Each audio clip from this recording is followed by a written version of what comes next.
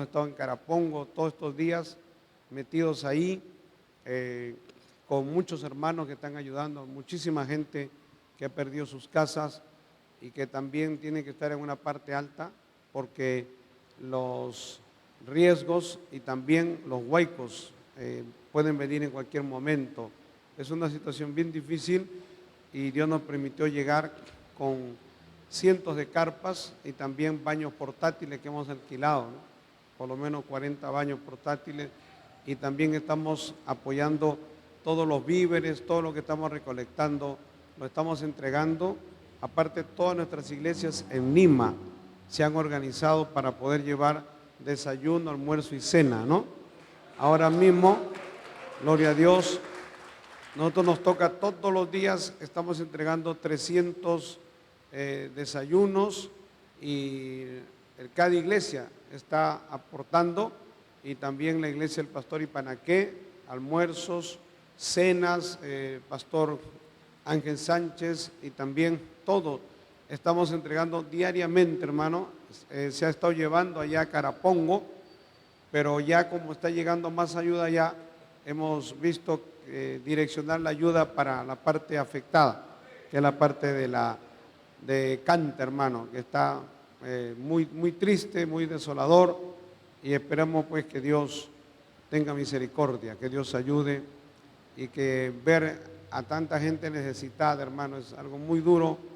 La gente, cuando llegamos, hay pueblos que están aislados 3 días, no tienen agua, no tienen luz, no tienen alimento, los niños lloran. Es bien triste, hermano, es bien triste, y la iglesia pues tiene que apoyar, y estamos apoyando desde el primer día, ¿no? Ya nuestras iglesias allá en Chiclayo, en Piura, están llevando almuerzos, desayunos a los damnificados, también en Chimbote, en todo el Perú, hermano, en todo el Perú nos estamos haciendo presentes, pero en realidad falta ayuda, faltan más hermanos que se involucren, no solamente llevar ayuda, porque hay hermanos allá en Carapongo, también allá en Quirios, en Chosica, en La Cantuta, Guampaní, Santa Eulalia, que entramos hace un día porque no había manera de entrar, y ahí están los hermanos, piquetes de hermanos de 40, 50, 60 hermanos que están ahí todo el día, hermano, removiendo escombros, apoyando. Es un trabajo que cada vez que nos enteramos de un pueblo, pues la gente pide, llevamos carpas, por eso hemos pedido por presbiterio 10 carpas, ¿no? Y tenemos 25 presbiterios, 250 carpas, pero es poco, hermano.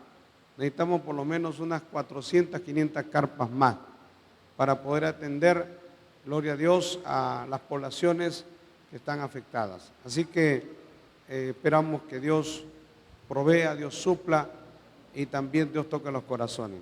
Vamos a abrir nuestras Biblias, vamos a hablar acerca del libro de Deuteronomio. Deuteronomio capítulo número 1. Gloria al Señor. Vamos a hablar de las peregrinaciones de Israel. Dice así la palabra de Dios en el libro de Deuteronomio, el 5.º libro de la Biblia, el capítulo número 1, la palabra de Dios nos dice: con la bendición del Padre, del Hijo y del Espíritu Santo. ¿Lo tienen, hermanos?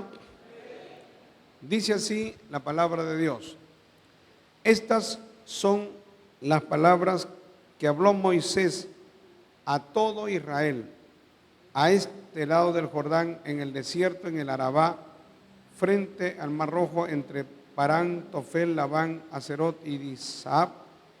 11 jornadas hay desde Horeb, camino del monte de Seir, hasta Cades Barnea.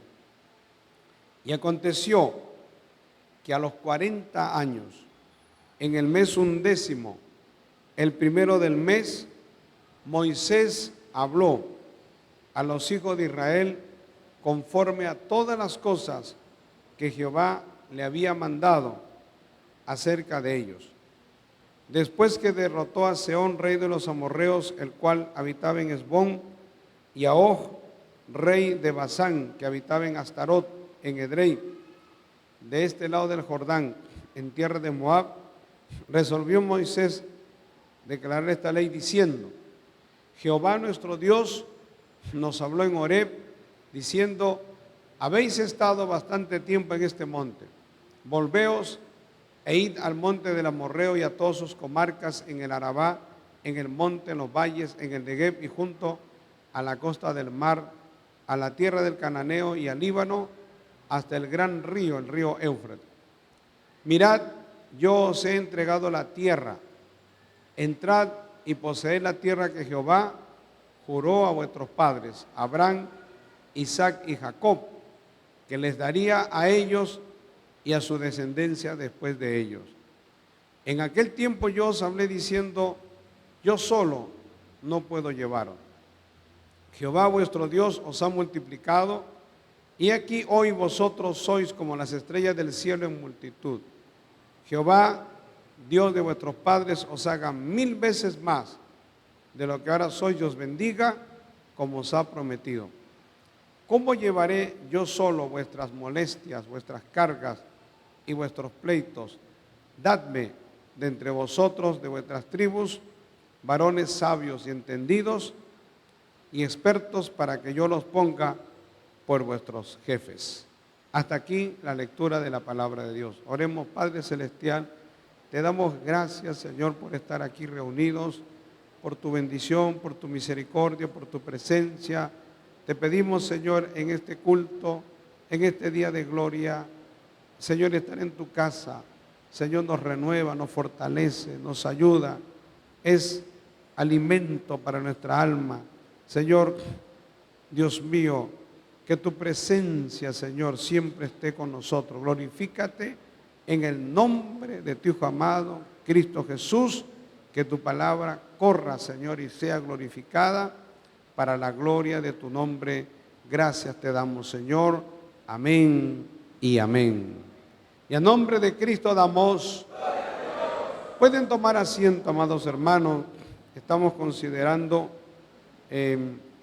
las jornadas y todo lo que nosotros conocemos como la peregrinación del pueblo de Israel antes de entrar a la tierra prometida. Hermano, el libro de Deuteronomio es un libro que cumple una finalidad y que es un libro muy importante dentro de los 5 primeros libros de Moisés. De esta manera estamos concluyendo el estudio de lo que se llama el Pentateuco. Los 5 primeros libros de la Biblia tienen varios nombres que usted los puede escuchar en hebreo y los puede escuchar también como nombres que agrupados, por ejemplo, en los institutos teológicos, en las academias, los que estudian la Biblia, los 5 primeros libros de Moisés, o se le llama de Moisés porque fueron escritos por Moisés, se le llama el Pentateuco, ¿no? O un libro o 5 tomos, ¿no? Y luego el otro nombre que se le dio en el pueblo judío a la ley, a los 5 libros de Moisés, se le llamaba la Torá, ¿no? El libro o la Torá era el nombre con el que se le conocía a estos 5 primeros libros. En la Biblia, cuando la Biblia nos habla de que Josías, siendo rey de Judá, él encontró, dice, él mandó a sus tesoreros a ir a que vayan al templo a buscar recursos para reconstruir, gloria a Dios, el templo y para poder contribuir con la parte espiritual del pueblo de Israel. No, esa era la visión y eso era lo que quería hacer Josías, que siendo de 18 años empezó a reinar, hermano, o antes, pero a los 18 años es que Josías empieza una reforma religiosa, pero como que Dios lo dirige y envía a él, a sus tesoreros, a la casa real, al templo, y luego encuentra que había un libro. Y cuando le leen ese libro, Josías llora, hermano. Josías se humilla, le pide perdón a Dios porque había encontrado el libro de la ley. El libro de la ley son estos 5 primeros libros. Estos 5 primeros libros, gloria a Dios, nosotros los estudiamos, los leemos, son parte de la Biblia. Creo que todo libro de la Biblia es importante, es fundamental. Ahora, ¿qué lugar ocupa este libro? ¿O por qué nosotros vemos, no, que es palabra de Dios? Pero ¿en qué es bueno y para qué es bueno estudiar el libro de Deuteronomio? En el libro de Deuteronomio, hermano, está la recopilación de toda la ley, de todas las ordenanzas que Dios le había dado al pueblo de Israel desde que salió de Egipto, desde el tiempo de Moisés. Entonces se había dado la ley, lo que nosotros vimos en el libro, por ejemplo, de Éxodo, se dan algunas leyes, en Levítico también se dan algunas leyes. El libro de Números registra más que leyes, acontecimientos, situaciones que se dan y cómo Moisés enfrentó esas situaciones bajo la dirección de Dios. Pero el libro de Deuteronomio era importantísimo porque en el libro de Deuteronomio se dirige a una nueva generación. Por eso algunos le llaman a este libro, le llaman la segunda ley, que yo no le llamaría así, pero algunos le llaman la segunda ley o la repetición de la ley, que sería el nombre más exacto. ¿Por qué era necesario repetir la ley si estamos hablando del mismo pueblo?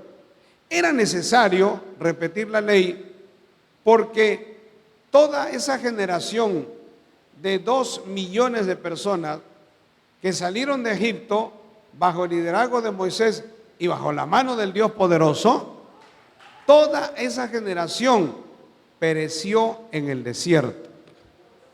Usted me dirá, pastor, que 2 millones de personas murieron en el desierto, y yo le diré, sí, 2 millones de personas perecieron en el desierto. ¿Cómo murieron? Murieron por plagas, murieron de muchas maneras, porque Dios se desagradó de toda esa generación. Ellos habían dicho, ellos mismos dijeron, mire, para que usted vea lo importante que es, cuando usted dice algo, cuando usted pronuncia algo, tenga cuidado, porque Dios lo puede tomar en cuenta. Esa generación, cuando ellos recién tenían menos de 1 año y habían llegado a Cades Barnea, ahí estuvieron un poco más de 1 año y medio. Cuando ellos llegaron, mandaron los 12 espías a ir a visitar lo que era la tierra prometida, la tierra a la que se dirigía Israel con todo el pueblo bajo el liderazgo de Moisés. Ellos dijeron, vamos a enviar espías para que nos digan cómo es, cómo han visto, si es cierto lo que dice Dios, que esa tierra fluye leche y miel, si es tan próspera, si tan hermosa, si hay vegas, si hay ríos, si hay vegetación. Y ellos se pusieron de acuerdo, consultaron a Moisés y Dios permitió que fueran. Para su mal, hermano. Alabado sea el Señor. Porque yo le digo para su mal, porque Dios no quería eso.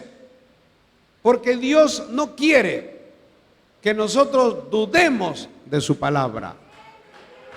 Porque cuando Dios dice, así es. Y no hay que buscar la manera de sacarle la vuelta, como decimos acá, a la ley, a la palabra.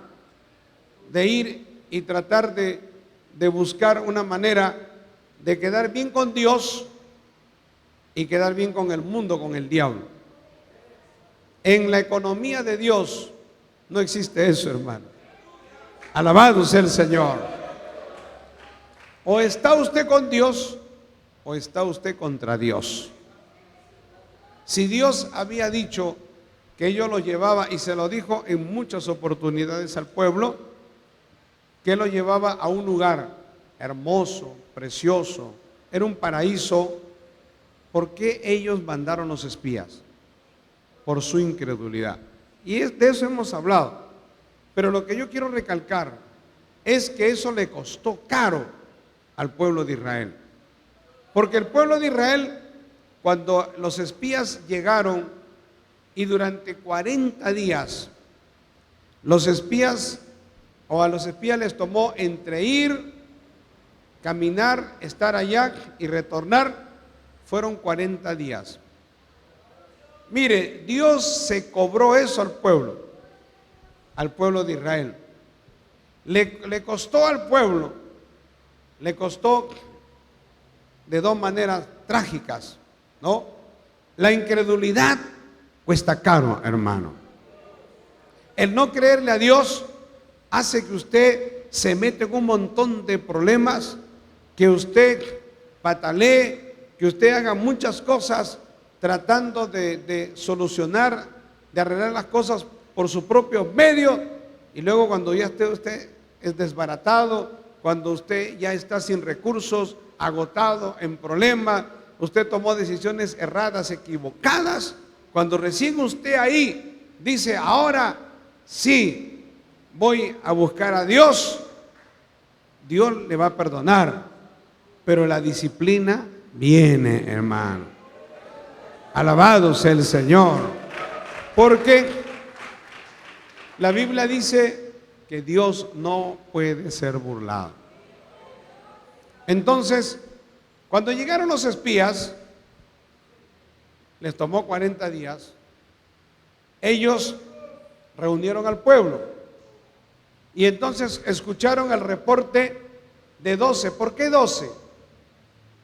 12 porque las tribus eran 12. Y para que ninguno dijera, no, porque los de la tribu de Rubén se están parcializando con Moisés, o los de Leví, o los de la tribu de Isaacar, Neftalí, ellos se están parcializando. Cada uno envió su propio mensajero, que era de su tribu. Cuando ellos llegaron, la Biblia dice que de los 12, 10 de ellos dijeron que efectivamente el lugar a donde iban era hermoso, que habían ríos, que habían vegas. Cuando hablo de vegas hablo no de árboles, de cosas hermosas, de gloria al Señor, de una vegetación abundante. Y luego ellos dijeron, si hay, las frutas son gigantes, todo es grande ahí. Pero también ellos dijeron, las ciudades son amuralladas, no vamos a poder tomarlas. Y también hay gigantes en la tierra, porque efectivamente no todos los cananeos eran gigantes, pero habían una familia llamada de los de Anac, los anaseos, que sí eran gigantes. No era ni siquiera el 10%, ni siquiera el 5%. Alabado sea el Señor. Pero cuando la gente está mal, cuando la gente quiere ver las cosas a su manera, lo ve a su manera. Y cuando ellos llegaron dijeron, sí, hay ciudades inmensas, son amuralladas, no podemos conquistarlas, pero también el problema es que los ciudadanos son gigantes, nos van a aplastar como langosta. Eso ocasionó que todo el pueblo se indignara contra Moisés y Aarón, y el pueblo empezó a murmurar, y el pueblo comenzó a decir, vamos a matar a Moisés y Aarón, ellos nos están llevando allá para morir. Ellos dijeron con sus propias palabras, Jehová nos ha traído acá para hacernos morir. De cierto, ellos dijeron, vamos a morir acá. Y lo dijeron y lo reiteraron y lloraron. Y entonces cuando Dios, hermano, intervino en el asunto, porque la cosa era un desborde popular, eran miles y miles de personas airadas contra sus líderes, pero sus líderes tenían el respaldo de Dios. Alabado sea el Señor. Y cuando Dios habla, empezó una mortandad. Porque cuando Dios habla y el pueblo es rebelde, Dios sabe cómo tratar con el pueblo y empezó a azotar. Y entonces, ahí es cuando Dios dio la sentencia. Y Dios dijo: por cuanto ustedes han sido rebeldes y le han creído en su mayoría a los 10 que dieron un reporte negativo, por cuanto ustedes han hecho eso, entonces, como la peregrinación duró 40 días entre ir a la tierra prometida y retornar, entonces Dios determina ahí mismo: 40 años ustedes estarán en el desierto. Y habían pasado casi 2 años. O sea, ellos sabían de que iban a estar 40 años. Pero otra cosa que Dios también determinó, y Dios dijo: no entrará esta generación a la tierra prometida, porque fueron incrédulos. Alabado sea el Señor. Gloria a Dios. Entonces, desde ese año, luego pasaron 38 años y la gente fue muriendo, hermano. La gente fue muriendo por diferentes motivos, pero la gente caía muerta. Y entonces, esa generación, ellos, los hijos de ellos, es la nueva generación que creció en el desierto. Alabado sea el Señor.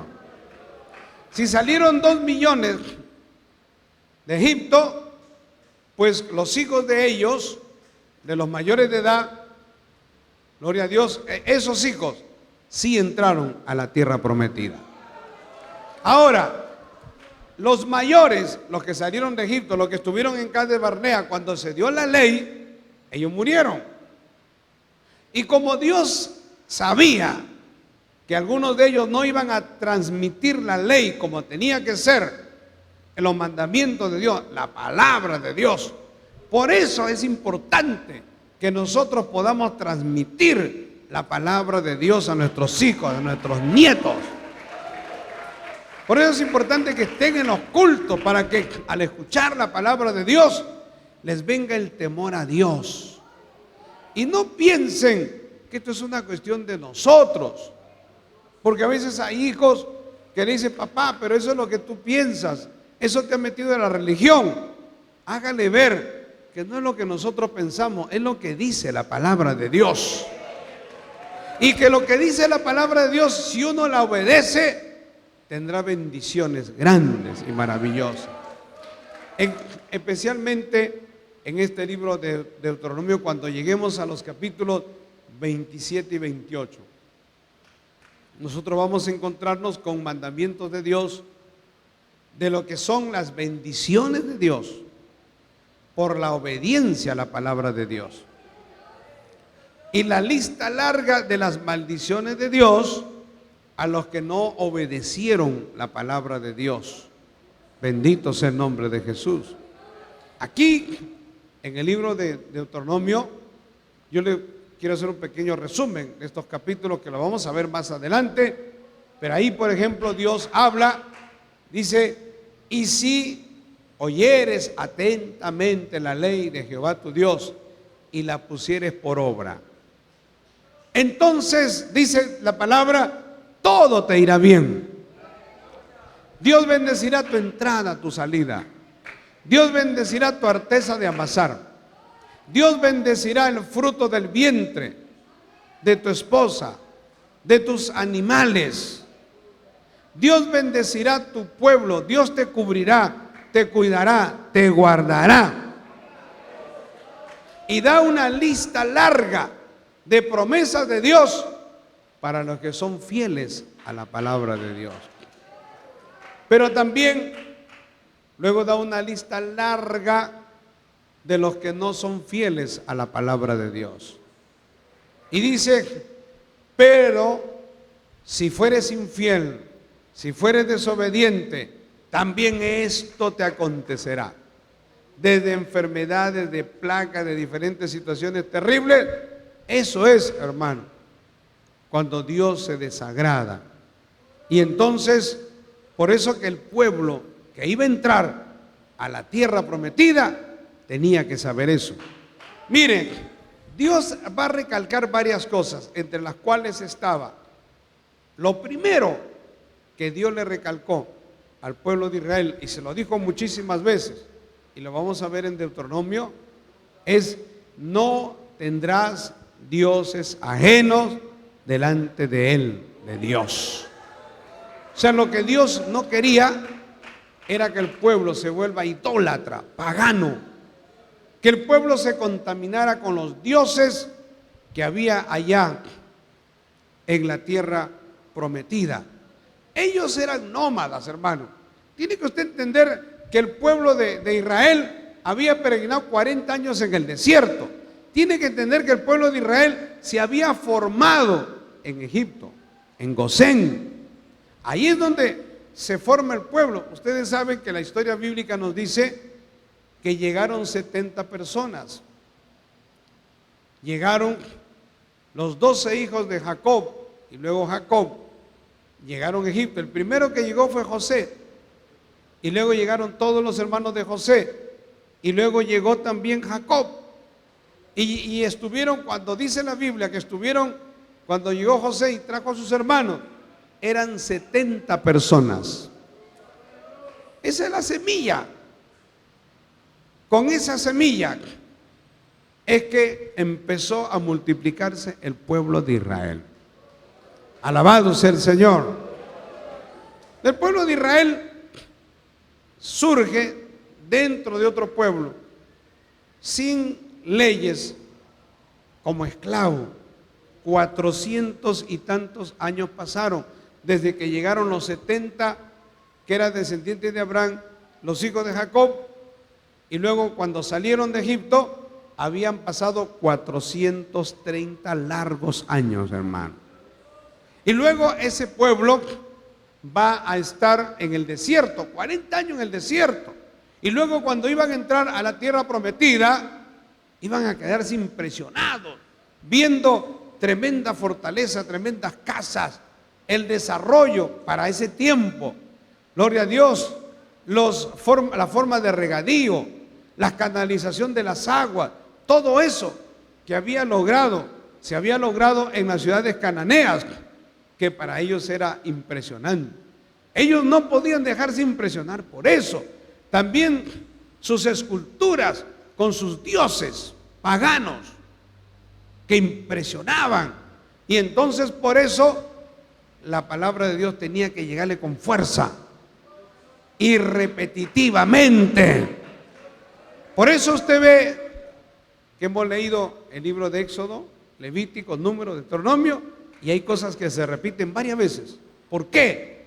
Porque Dios sabe que el ser humano es olvidadizo por naturaleza, y que para que una persona capte la palabra de Dios tiene que explicarse una, otra y otra vez, pero también es importante que tenga una experiencia con Dios. Y entonces por eso, mire, cuando Dios le da la ley al pueblo de Israel en el monte Sinaí, en el monte Horeb, gloria a Dios, hemos leído, hermano, había fuego, había en el monte, el pueblo estaba alrededor del monte, era un monte inmenso y una explanada inmensa, y había fuego, humo, relámpago, terremoto, y humeaba, de tal manera que el pueblo temblaba. En ese contexto ellos recibieron la ley, como le hemos dicho infinidad de veces, para que ellos entendieran que el Dios de Israel no es un muñeco, no es un ídolo. El Dios de Israel es un Dios poderosísimo, que Dios hace temblar la tierra, que Dios manda fuego, relámpagos, truenos. Dios controla las nubes, Dios lo controla todo. Y también la voz de Dios que se escuchaba tronando para que el pueblo supiera que las cosas de Dios no son un juego, hermano. Cuando usted lee la palabra de Dios, esto no es un juego, esto no es un chiste, esto no es una cuestión cultural, esto no es una cuestión literaria, de que yo voy a ver si me parece, hago caso o no hago caso. Obviamente, como lo hemos dicho en otras oportunidades, hay cosas que Dios mandó a hacer que eran exclusivamente para el tiempo de la ley. No, por eso vamos a estudiar el libro de Deuteronomio, hermano. Porque hay cosas que el pueblo tenía que hacer y que nosotros ya no tenemos que hacer. Por ejemplo, el pueblo de Israel tenía que circuncidar a sus hijos. Eso ya no es obligatorio para nosotros. El pueblo de Israel tenía que matar corderos, becerros, presentar ofrenda en el templo, en el tabernáculo primero, luego en el templo, y eso ya no lo tenemos que hacer nosotros. ¿Por qué? Porque la Biblia dice que Jesús es el Cordero, gloria a Dios, el Cordero que vino a morir por nosotros, hermano. Fue sacrificado como un cordero, el Cordero de Dios que quita el pecado del mundo. Nosotros ya no tenemos que matar corderos. Todas esas personas que matan corderos, que matan becerros y presentan sacrificio, no lo hacen a Dios. Si usted mata un cordero, usted mata un animal para comerlo, usted no tiene que hacer un sacrificio, no tiene que hacer algo conmemorativo, levantar un altar y decir: Señor, este animal lo dedico a ti. Ya no tenemos que hacer eso. Nosotros ahora, los cristianos, cuando nosotros participamos de los alimentos, nosotros sencillamente alrededor de la mesa, sea donde usted esté comiendo, si es un vigilante y está en su caseta y tiene su plato de comida, usted como cristiano lo único que tiene que hacer es decirle: Señor, gracias por estos alimentos. No, y decirle: Señor, suple, provee al hambriento, al necesitado, al que no tiene, al pobre, al huérfano, a la viuda, en estos momentos de desastre que nosotros vamos a alimentarnos el día de hoy. Pensar que ahorita hay miles de peruanos que no tienen que llevarse a la boca.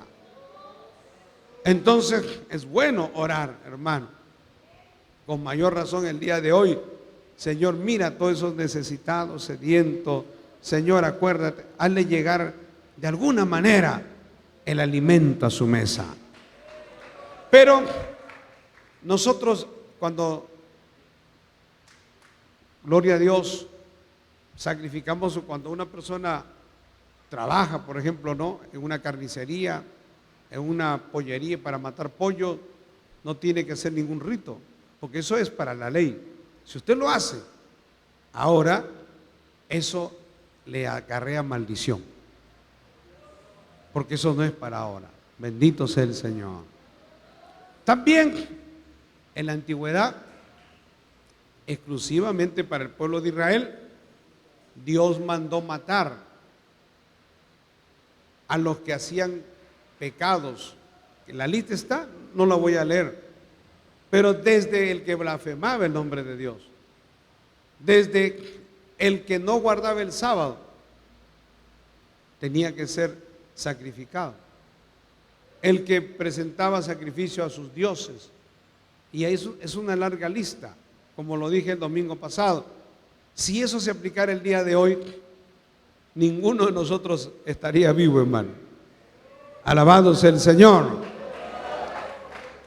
Si eso se hubiera aplicado, gloria a Dios, usted moriría o por ladrón, o moriría por violador, o moriría por adúltero y por diversas causas.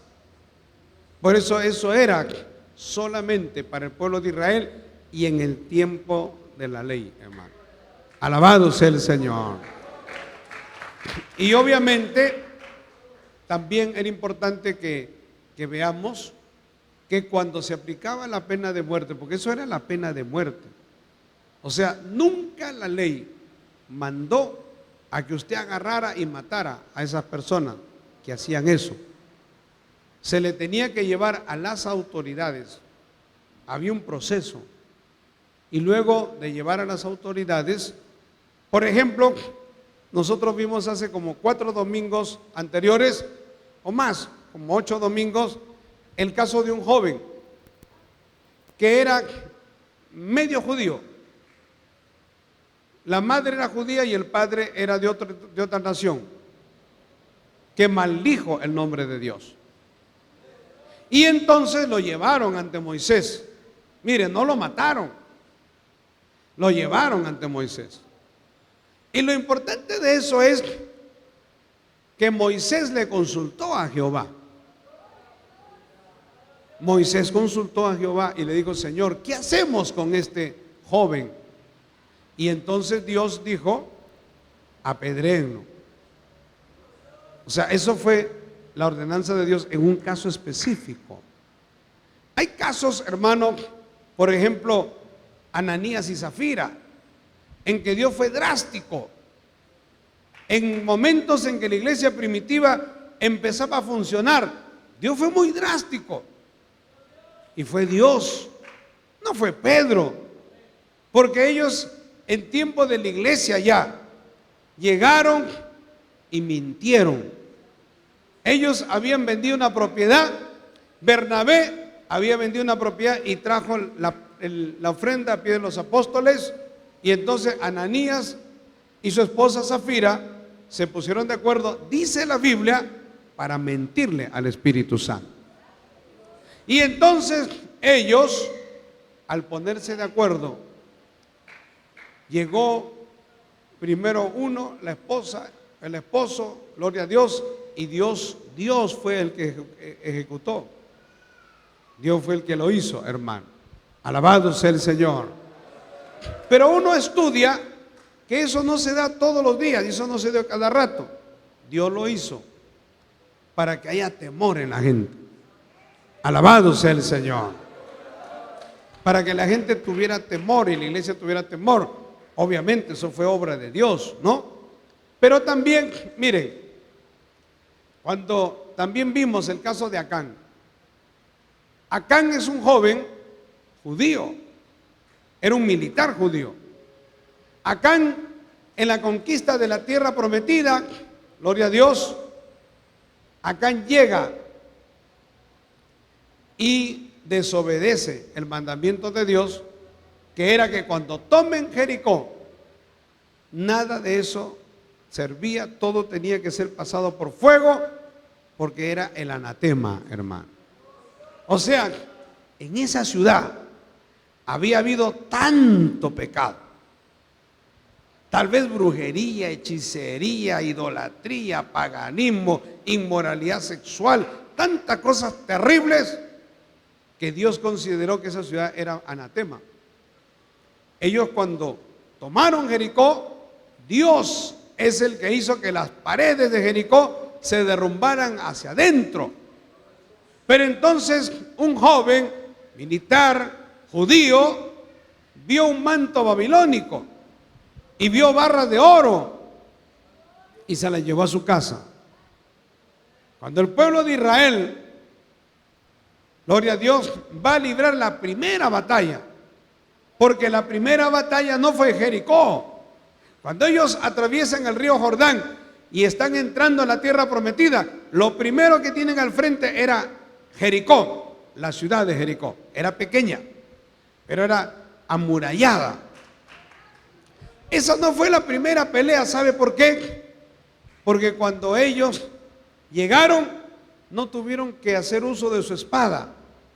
Lo único que ellos hicieron era darle 7 vueltas a la ciudad. Y el último día, 7 vueltas más. O sea, estamos hablando de 13 vueltas que le dieron a Jericó.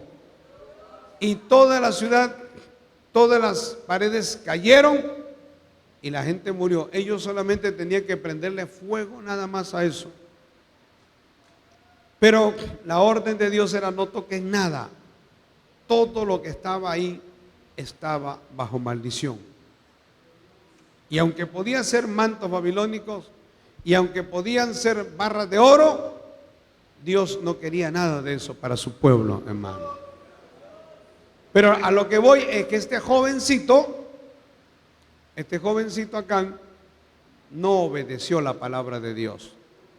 Y este jovencito agarró el oro, el manto babilónico, y se lo llevó a su tienda. Nadie lo vio, pero Dios sí lo vio. Mire, cuando el pueblo de Israel luego tiene que librar la primera batalla, en realidad era tomar Jai, que era un pueblo que estaba cerca de Jericó. Y entonces ellos estaban en Gilgal. Gilgal era su centro de operaciones y de ahí se dirigían a todos los lugares. Y cuando van a tomar Jai, la estrategia de Josué era: bueno, como Dios nos ha ayudado acá, nos va a ayudar allá. Y cuando van a tomar Jai, regresaron avergonzados. Murieron como 30 y tantos del pueblo. Y entonces el pueblo de Israel tembló, hermano. El pueblo de Israel se preocupó, lloraron y dijeron: ¿por qué Dios nos ha abandonado? ¿Por qué hemos podido tomar Jericó y Jai no hemos podido? Alabado sea el Señor. Y entonces Dios les habló y le dijo: porque ustedes han tomado del anatema. Y luego se hace todo un juicio, todo un procedimiento que lo dirige Dios. Se acercaron por tribus y de cada tribu se señaló una tribu, y de la tribu las familias principales, y se señaló una familia y se dio con la familia de Acán. Y se trajo toda la familia de Acán delante de Josué. Y Josué, gloria a Dios, delante de la familia de Acán, Dios señaló y Dios dijo: es él. Y entonces se presenta Acán delante de Josué y Josué le dice: ¿qué has hecho, hijo mío? ¿Qué has hecho? Y entonces el joven confiesa su pecado. Y entonces Josué le consulta a Dios. Y Josué le dice: por cuanto tú has turbado al pueblo de Israel, túrbete Jehová. Pero hay todo un procedimiento, hermano. Ahora, dentro del pueblo de Israel, obviamente que para el día de hoy, gloria a Dios, nosotros no tenemos nada que ver con eso, ¿no? Nosotros lo único que hacemos es predicar la palabra de Dios. Y citamos el Antiguo Testamento a manera histórica. En estos casos, en estas leyes, todos los pastores lo hacemos, hermano. Si en algún momento a alguien no le gusta y nos quiere sacar de contexto y va a decir que yo, porque estoy mandando matar a los blasfemos, estoy mandando matar a los brujos, yo no lo estoy haciendo. Jamás lo haría, nunca lo he hecho. Ningún pastor lo haría, hermano. Porque nosotros estamos diciendo que eso fue para el Antiguo Testamento. Ahora, ¿nosotros qué entendemos? Lo que la Biblia dice, que cuando nosotros venimos a Cristo, antes de yo venir a Cristo, ¿qué pasaba conmigo? Antes de venir a Cristo, yo estaba muerto en mis delitos y pecados. Nosotros sí entendemos que un adúltero, que un pecador, un corrompido, un ladrón, un violador, un borracho, un degenerado, un hombre que está con otro hombre, una mujer con otra mujer, tiene muerte espiritual. ¿Entiende? Gloria al Señor. Un blasfemo, un idólatra. Nosotros hemos sido idólatras, fornicarios, algunos adúlteros. ¿Cómo estaban delante de Dios? Estábamos muertos espiritualmente.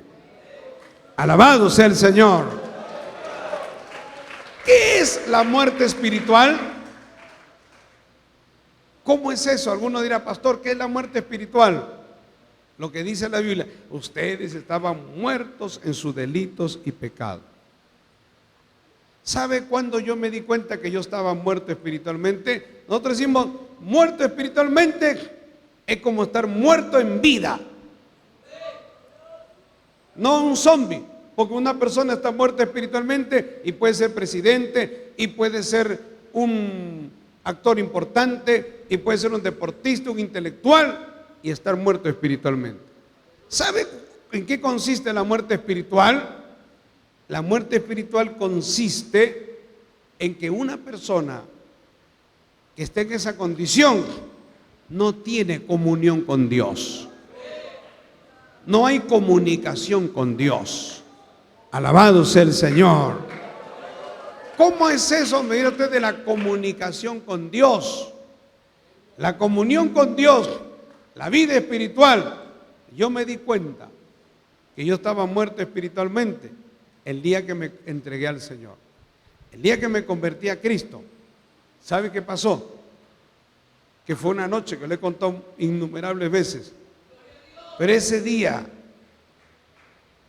que yo me sentía muy triste porque Dios me hizo sentir y ver la condición mía, mi pecado, mis mentiras, mis pecados. Y entonces comencé como nunca, comencé a llorar, a llorar, a llorar, a llorar, a llorar. Y a pedirle una oportunidad a Dios, hermano. Yo estaba muerto en mis delitos y pecados. Porque una persona que se emborracha, que está en la droga, una persona que no puede controlarse, no puede controlar su genio, no puede controlar su ira, que maltrata a su esposa, que maltrata a sus hijos, que patea a la esposa, es como una bestia.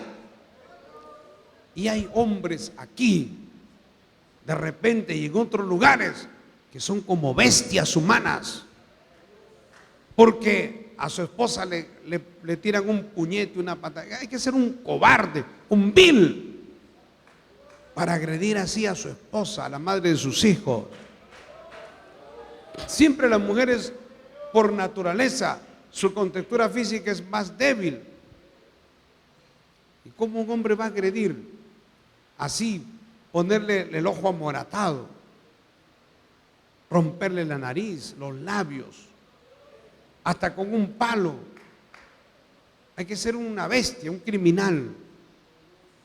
Hay personas que yo he conocido que han estado en esa condición. Estaban muertos en sus delitos y pecados. Pero cuando tuvieron una experiencia con Dios, cambiaron totalmente, hermano. Eso, yo le digo, yo era un pecador y de repente en una noche Dios hizo un milagro y luego todo cambió. Todo cambió. Yo veía las cosas diferentes, entendía. Mire, lo primero que a uno le sucede cuando tiene una experiencia con Dios es que respeta, ama al ser humano, a mi mamá, a mis hermanos. Yo antes, a veces hasta con cólera, mi mamá tan exigente que esto, que lo otro, mi papá y mis hermanos. A veces uno tiene roce con sus hermanos por diferentes situaciones, pero ahora uno tiene amor, hermano. Había una hermana que yo conozco allí en la iglesia central. Esta hermana tenía un odio hacia su padre y tenía un odio a su suegra. Esta mujer no podía ver a su suegra y llegó un momento, dice ella, viviendo en la casa ahí con su suegro durante años, ni siquiera, y si por A o B se saludaban, era decir un hola, no como para que los vecinos no vean que están disgustados. Pero ella me dice, pastor, yo le tenía odio, no la podía ver. Del momento que yo la veía sentí una cólera. Pero la hermana dice, cuando me convertí a Cristo, ella fue a la iglesia y tuvo la experiencia con Dios. Y regresa a su casa. Y cuando se va a su casa, ve a su suegra. Y en vez de provocarle odio, ira, cólera, dice que le entró un amor por su suegra. Gloria a Dios. O sea, le vino un deseo de abrazarla. Y fue corriendo y la abrazó. Y le dio un beso y la suegra ahí media rígida, pero ella luego se dio cuenta. En el momento no se dio cuenta. Luego vio a sus hijos. Esta mujer criaba, ella era comerciante y criaba a sus hijos. Como hay gente que cría a sus hijos a veces como perritos y gatitos. O sea, con tal que coman, que hagan lo que quieran, que vivan, que vean lo que quieran. Hasta en algún momento ella contaba que sus hijos eran como un estorbo, porque para ella era el negocio. ¿Y el negocio para qué? Era para darle dinero a sus hijos. Pero a veces los hijos, más que dinero, necesitan amor, cariño. Ella nunca, mire, yo digo, ¿cómo pueden haber madres así? Cuando sus hijos iban al colegio, nunca agarraba a sus hijos. ¿Cómo hace toda madre pues que ama a sus hijos? Hijito, lavarle la cara, peinarlo, agarrarle su camisita, su polito, su vestidito, sus medias limpias. Ella no le interesaba eso. Ella, coman su desayuno, lárguense, váyanse al colegio. Pero cuando Dios la cambió, entonces ella comenzó a sentir y a hacer lo que no había hecho antes. Y ahí empezó a agarrar a sus hijos y a lavarle la carita. Y mientras lavaba la carita le daba un beso. Y los hijos la miraban raro. Entonces ella después me cuenta y me dice, pastor, yo decía, ¿por qué me miran raro? ¿Por qué me miran con una mirada de extrañeza? Es porque ella nunca había hecho eso. ¿Entiende? Y ahora que ven que lo hacía, todo el mundo se da cuenta, ¿qué le ha pasado? Algo le han hecho. Cristo la había cambiado. Gloria a Dios. Y entonces, luego cuando ella fue a ver a su padre, eso es otra historia. Su padre también, ella odiaba a su padre porque la había abandonado. Y toda la vida su madre le dijo, tu padre es un desgraciado, tu padre te abandonó. Ella odiaba mucho a su padre. Pero el día que ella se convirtió, dice que cuando vio a su padre, ella lloró, lo abrazó. Y no solo el caso de yo, conozco muchos testimonios de hombres y mujeres que no podían ver a sus padres, hermano, por el resentimiento de tantos años de maltrato, de alguna situación que como niños se sintieron afectados, o que los padres no le dieron el cariño, el cuidado, la atención cuando ellos lo necesitaban. Creó en ellos un resentimiento, un odio. Y luego, cuando se convierten, van a ver a sus padres, lo ven anciano. Y ahora hay amor, hermano. Eso es el nuevo nacimiento. Eso es tener vida espiritual. Eso es no estar muerto en delitos y pecados. Cuando usted ve un drogadicto, un alcohólico, ve que tiembla, usted ve que necesitan el alcohol, necesitan la droga, lo necesitan, su cuerpo lo necesita. Por eso ellos roban, hacen cosas terribles con tal de buscar la droga, porque le entra como una necesidad. Es una fuerza poderosísima que puede más que ellos. Pero eso es estar muerto en delito y pecado. Esa es la muerte espiritual. Alabado sea el Señor. Entonces nosotros, cuando predicamos el Evangelio y vemos una persona que está así, vemos una persona que está en la brujería, en otras prácticas, entonces para nosotros decimos, esta persona está muerta espiritualmente, así como lo estuve yo. Y entonces hay que orar por ello. ¿Alguna vez usted ha visto un brujo y le causa repugnancia, le causa odio? ¿Usted quisiera no verlo? Si usted hace eso, usted no es cristiano. Porque yo puedo ver un brujo, hermano, y no me causa repugnancia. Más bien, gloria a Dios, me gustaría hablarle de Dios, ayudarlo. Aunque hay gente que dice, no, yo no necesito ayuda. Bueno, si no necesita ayuda, pero al menos oramos por ti. No en ese momento, pero usted puede orar desde su casa.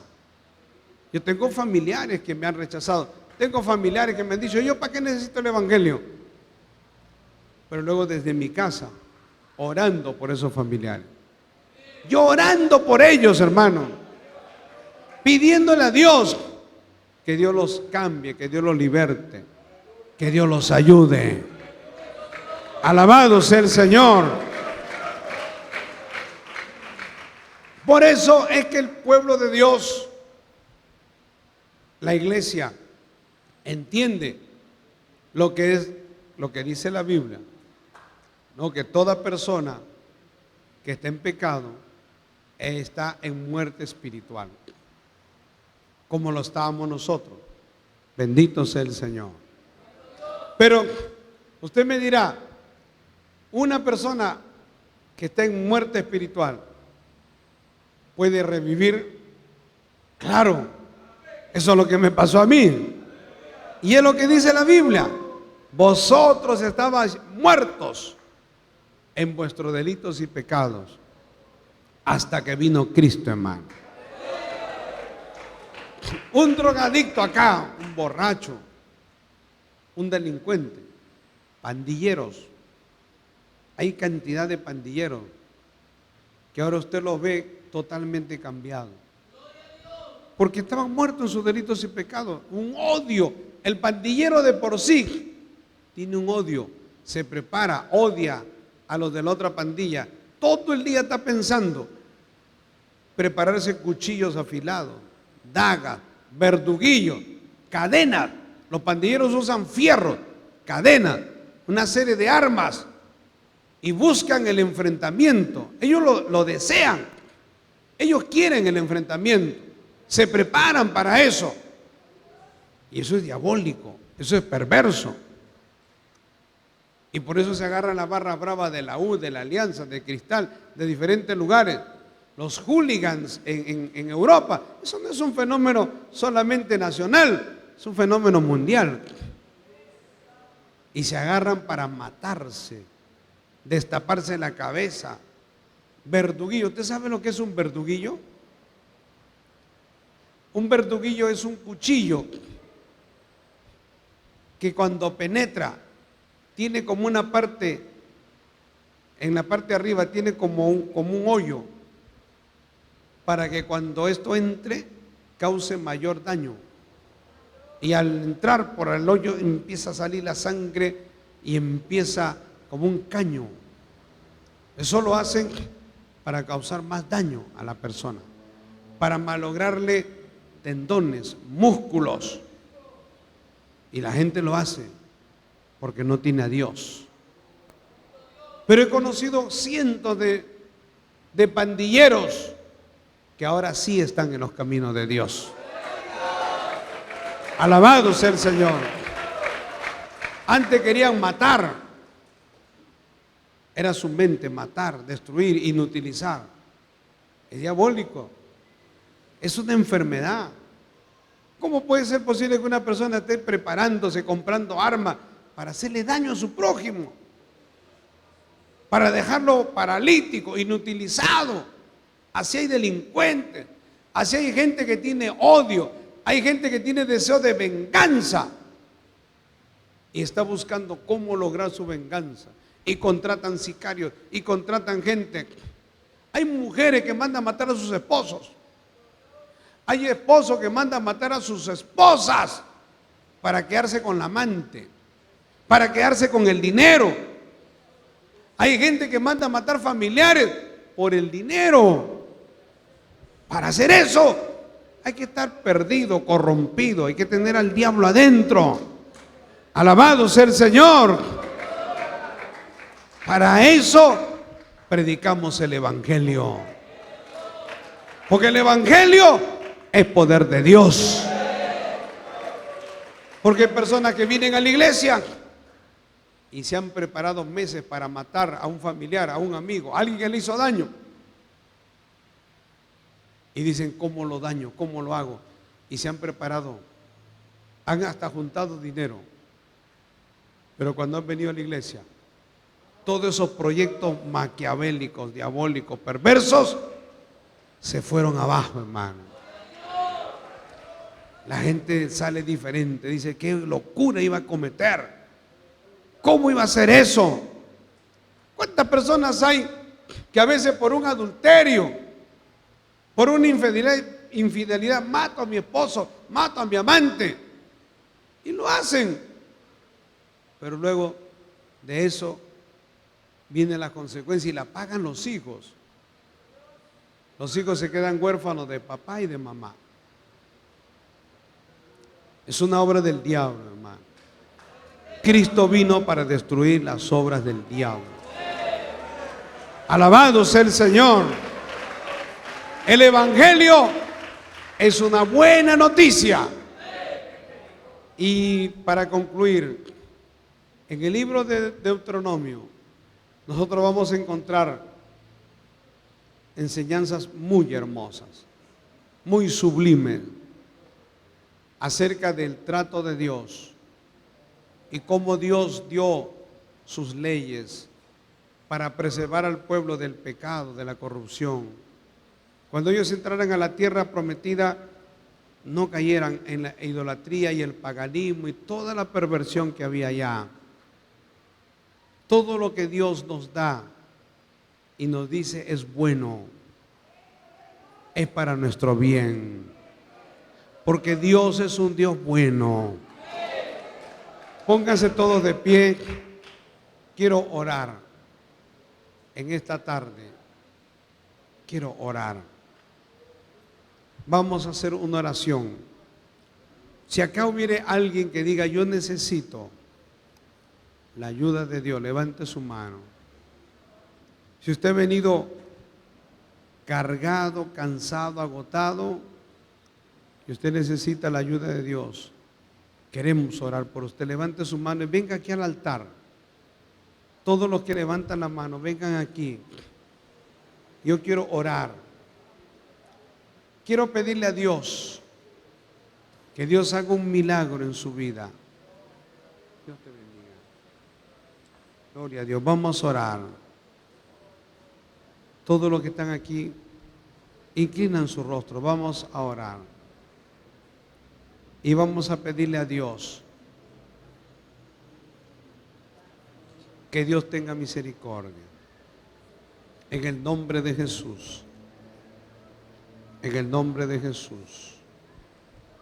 Gloria al Señor. Gloria a Dios. Gracias, Jesús. Gracias, Padre. En el nombre de Jesús. Gloria al Señor. Gracias, bendito Dios.